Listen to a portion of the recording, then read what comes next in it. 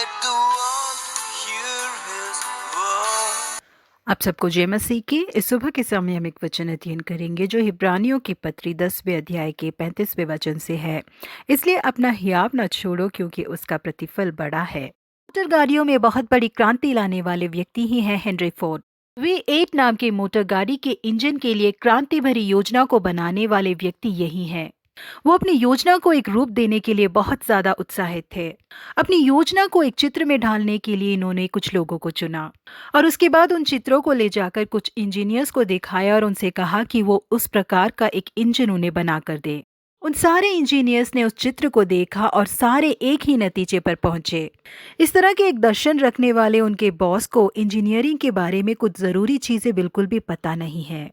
वो लोग एक के बाद एक फोर्ड के पास आए और बहुत ही शांति के साथ कहने लगे कि इस तरह की एक योजना को कर पाना बिल्कुल भी मुमकिन बात नहीं है। जिसके लिए हेनरी फोर्ड ने कहा कि आप लोग इसे कैसे करेंगे मुझे बिल्कुल नहीं पता, लेकिन आप लोगों को ये करके ही देना पड़ेगा। दोबारा उन लोगों ने कहा कि ये बिल्कुल भी मुमकिन बात नहीं है। पर हेनरी फोर्ड ने उन्हें आदेश दे दिया कि आप लगातार कोशिश करते रहिए, जब तक आप इस डिजाइन को बना नहीं लेते हैं आप हार मत मानिए। उसके साथ ही हेनरी फोर्ड ने कहा कि जितना भी समय आपको चाहिए आप लीजिए, लेकिन लगातार कोशिश करना बिल्कुल मत रोकिए। 6 महीने तक वो लगातार एक चित्र के बाद दूसरा चित्र, एक डिजाइन के बाद दूसरा डिजाइन करके कोशिश करते ही रहे, लेकिन कोई भी तरीका काम नहीं कर रहा था। 1 साल बाद फोर्ड ने अपने सारे इंजीनियर्स को बुलाया और उनसे बात की। उस समय भी उन लोगों ने जवाब दिया कि इस तरीके के एक इंजन को बनाना बिल्कुल भी मुमकिन बात नहीं है। उस समय फोर्ड ने कहा कि दोबारा कोशिश कीजिए, इस काम को बिल्कुल भी मत रोकिए करके उन्हें भेज दिया। उनके कहे अनुसार उन्होंने दोबारा कोशिश की और अंत में उन्होंने V8 इंजन को सफलतापूर्वक बना लिया। जी हाँ, प्रिय परमेश्वर के लोगों, किसी भी कार्य को जब हम करना शुरू करते हैं तो एक ही बार में जीत हासिल करना बहुत ही मुश्किल बात होती है। उसमें काफी मुश्किलात आ सकते हैं। कई लोग हमें मायूस करने लायक बातें बोल सकते हैं।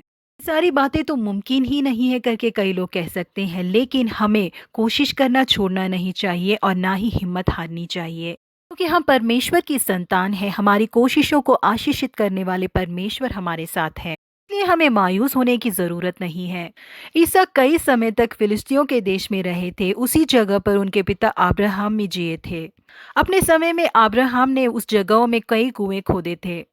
इसहाक उन कुओं को इस्तेमाल न करे, इस तरीके से फिलिस्ती लोगों ने मट्टी डालकर उसे बंद कर रखा था। पर इसहाक ने दोबारा उन कुओं को खोदा और वहां पर पानी पाया। पर फिलिस्ती लोग दोबारा आके इसहाक से लड़ने लगे कि ये कुआं हमारा है। इसहाक ने उसे छोड़कर दूसरा कुआं खोदा, वहां पर भी पानी निकला। फिलिस्ती लोग दोबारा आके लड़ने लगे कि ये कुआं भी हमारा है। पर इसहाक मायूस नहीं हुए, अपनी हिम्मत नहीं हारी और ना ही कोशिश करना छोड़ा उन्होंने। दोबारा उन्होंने एक और कुआं खोदा और उसके लिए लड़ने के लिए कोई वहां नहीं आया। इसहाक ने उस कुएं का नाम रहबोत रखा। जी हाँ, प्रिय परमेश्वर के लोगों, हमारी कोशिशों के लिए हर तरफ से रुकावट आ सकती है, पर अपनी हिम्मत को खोए बिना, मायूस हुए बिना हमें लगातार कोशिश करनी चाहिए। लगातार हम कोशिश करें तो परमेश्वर निश्चय ही हमें जीत दिलाएंगे। इसलिए अपने विश्वास को और कोशिशों को बिल्कुल मत खोइए, निश्चय ही आप जीत हासिल करेंगे। प्रभु आप सबों को आशीषित करे। Have a blessed day.